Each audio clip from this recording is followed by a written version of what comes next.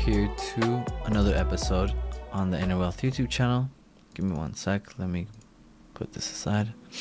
So guys, today we're going to be covering a trade that I took this morning, okay, and I wanted to do it a little bit closer to the time. So notice, I want to draw down my range because we traded into this gap, also called out here on Twitter, by the way. We traded into that gap, and so that low hit our previous area of support, and that high took out all these previous monthly highs, and so that high becomes my previous area of resistance. That right there is my range. We come 50% and below, take out 50%, then we come below it, internal liquidity, accumulation here on the weekly. Okay, we have now taken out major highs here on the weekly. I want you guys to note that major highs here on the weekly have been taken out. So given that these major highs have been taken out, I wanted to see some level of resistance. I'm still very much bullish. I want to see these highs getting taken out, but I wanted to see some level of resistance to the downside because we've taken out some major liquidity. It's not always like that, by the way. And so within this range, you guys can see I have a new week opening gap there marked up. Have it marked up here as well. And again, I'm pretty bullish overall. I want to see some longs out of this area. I doubt we're gonna get down to this area. Maybe we'll come back down to this level, given that today we'll probably create a previous daily low, and then I'm looking for longs out of that area. So but for today, it was beautiful. I'm gonna leave that there actually. Today was beautiful. We had that previous weekly opening gap, okay. We had some divergence between NASDAQ and Dow, so let's go look at that.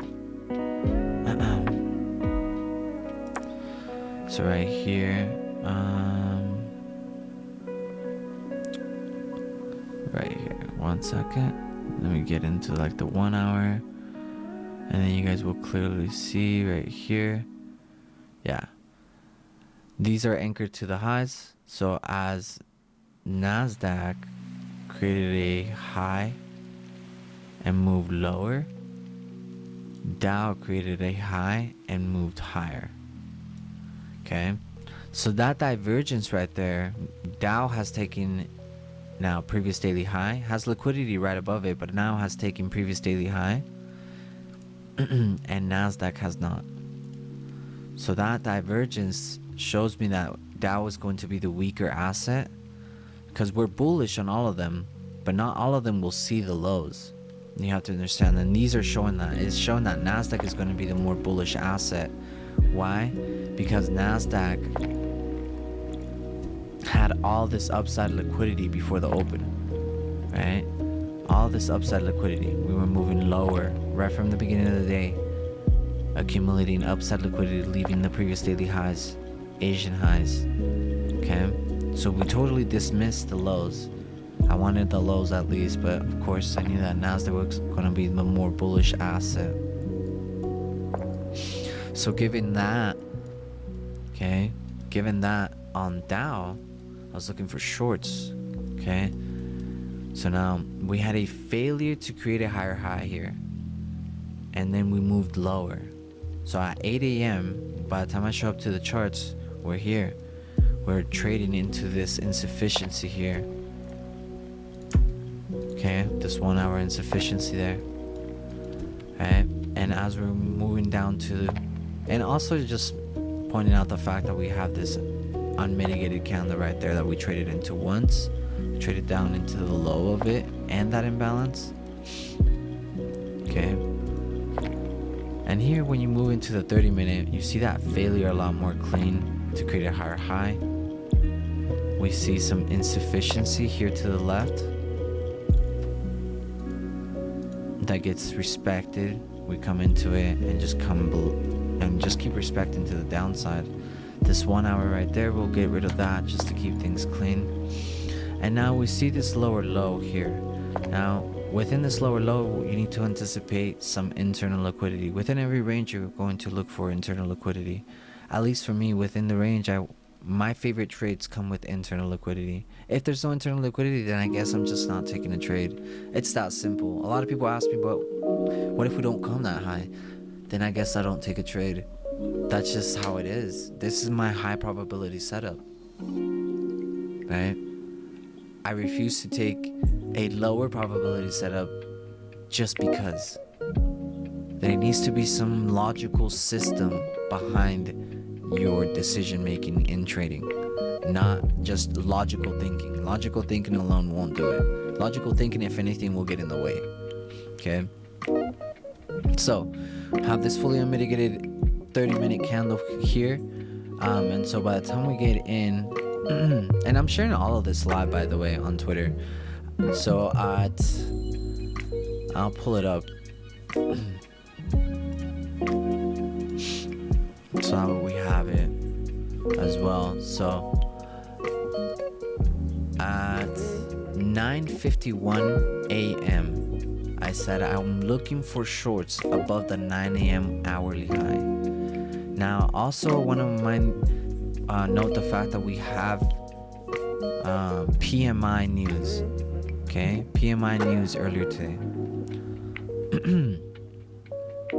PMI news hits out 10 a.m. Okay, so at 9 minutes before that, I'm looking for shorts above 9 a.m. high. Okay, so we were about right here at 9:55. Okay, we were about right here at 9:55. So 9:50, about right here we were. Okay, and so I was looking above 9 a.m.'s high, which is right here. Okay, you guys can see that a little bit more clean here on the right. 9 a.m.'s high is right there. Given that there was news, I anticipated some volatility, and that's why I was looking above 9 a.m.'s high. If not, I would have been looking a little bit lower, but news was good enough for me to see above that. Plus, we have that 30-minute imbalance. And remember, just because an imbalance has been traded through or to does not make it balanced price action yet. Okay?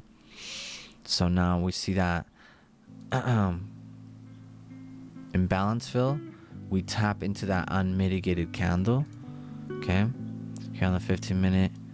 So I personally entered right here where these two confirmations are overlapping, that imbalance and that liquidity sweep. Not much of an overlap, but it's right there, really close price between each other. And then stop loss above that high of the imbalance, aiming down for that new week opening gap. Remember, and I mentioned this on Twitter, I may not have mentioned it here yet, but throughout this whole range there's not much liquidity. Okay, this is my daily range right here, and throughout this whole daily range there's not much liquidity. Okay, look at that, not much liquidity between this one and this one either. If you're looking at it like that, structure wise, not much liquidity. Okay, so what are we gonna do? We're gonna more than likely just create the liquidity and then continue moving higher. We're super bullish, so there's not much liquidity. I did mention, like I said, I mentioned all these things on Twitter for you guys. I will post some pictures here on the video as well as I'm breaking this trade down with a timestamp, so you guys can not only encouraging you to get into that social space, but if you don't have Twitter, this is a really good reason too. It's my trading journal that I'm sharing with you guys. Super open book. Trades like this aren't the cleanest, okay, but as you train yourself and find these confirmations, because now I broke down and gave you guys 3 different confirmations, very strong confirmations as to why price moved the way that it did. Very strong confirmations. So they may not be clean now, but they will become clearer and cleaner as you go. So guys, with this, I'm gonna leave this video nice, short, and simple. Let me know what your thoughts are down below. Let me know what you guys have traded this morning, and I'll catch you guys for Technical Tuesdays tomorrow night, and every single Tuesday at 9:30 Eastern. Okay, 9:30 p.m. Eastern. So I'll catch you guys for Technical Tuesdays. Stay tuned. Technical Tuesdays will have a huge announcement. All right. So I'll catch you guys soon. Peace.